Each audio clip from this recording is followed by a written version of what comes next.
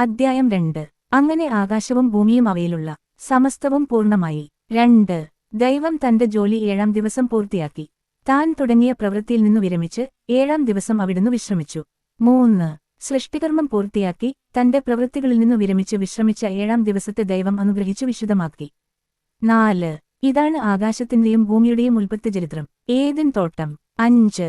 ദൈവമായ കർത്താവ് ആകാശവും ഭൂമിയും സൃഷ്ടിച്ച നാളിൽ ഭൂമിയിൽ പുല്ലോ ചെടിയോ മുളച്ചിരുന്നില്ല. കാരണം അവിടുന്ന് ഭൂമിയിൽ മഴ പെയ്ച്ചിരുന്നില്ല. കൃഷി ചെയ്യാൻ മനുഷ്യനുണ്ടായിരുന്നുമില്ല.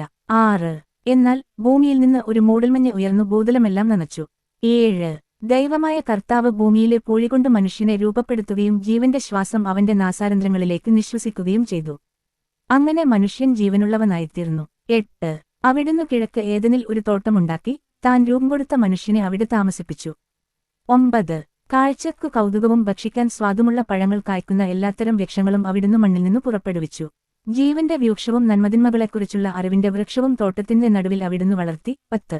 തോട്ടം നനക്കാൻ ഏദനിൽ നിന്ന് ഒരു നദി പുറപ്പെട്ടു. അവിടെ വച്ച് അത് 4 കൈവഴികളായി പിരിഞ്ഞു. 11.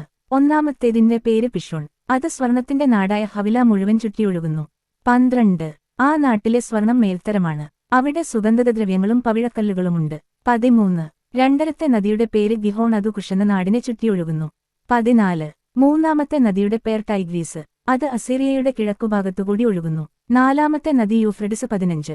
ഏദൻതോട്ടം കൃഷി ചെയ്യാനും സംരക്ഷിക്കാനും ദൈവമായ കർത്താവ് മനുഷ്യനെ അവിടെയാക്കി. 16. അവിടുന്ന് അവനോട് കൽപ്പിച്ചു, തോട്ടത്തിലെ എല്ലാ വൃക്ഷങ്ങളുടെയും ഫലം ഭക്ഷിച്ചുകൊള്ളുക. 17. എന്നാൽ നന്മതിന്മകളെക്കുറിച്ചുള്ള അറിവിന്റെ വൃക്ഷത്തിലെ ഫലം നീ തിന്നരുത്, തിന്നുന്ന ദിവസം നീ മരിക്കും. 18. ദൈവമായ കർത്താവ് അരുളിച്ചെയ്തു, മനുഷ്യൻ ഏകനായിരിക്കുന്നത് നന്നല്ല, അവനു ചേർന്ന ഇണയെ ഞാൻ നൽകും. 19. ദൈവമായ കർത്താവ് ഭൂമിയിലെ സകല മൃഗങ്ങളെയും ആകാശത്തിലെ സകല പക്ഷികളെയും മണ്ണിൽ നിന്നു രൂപപ്പെടുത്തി. അവയ്ക്ക് മനുഷ്യൻ എന്തു പേരിടുമെന്ന് അറിയാൻ അവിടുന്ന് അവയെ അവന്റെ മുമ്പിൽ കൊണ്ടുവന്നു. മനുഷ്യൻ വിളിച്ചത് അവയ്ക്കു പേരായിത്തീർന്നു. 20. എല്ലാ കന്നുകാലികൾക്കും ആകാശത്തിലെ പറവകൾക്കും വയലിലെ മൃഗങ്ങൾക്കും അവൻ പേരിട്ടു. എന്നാൽ തനിക്കിണങ്ങിയ തുണയെ കണ്ടില്ല. 21. അതുകൊണ്ട് ദൈവമായ കർത്താവ് മനുഷ്യനെ ഗാഢനിദ്രയിലാഴ്ത്തി ഉറങ്ങിക്കിടന്ന അവന്റെ വാരിയല്ലുകളിൽ ഒന്ന് എടുത്തതിനുശേഷം അവിടെ മാംസം കൊണ്ട് മൂടി. 22. മനുഷ്യനിൽ നിന്ന് എടുത്ത വാരിയല്ലുകൊണ്ട് അവിടുന്ന് ഒരു സ്ത്രീക്കു രൂപം കൊടുത്തു.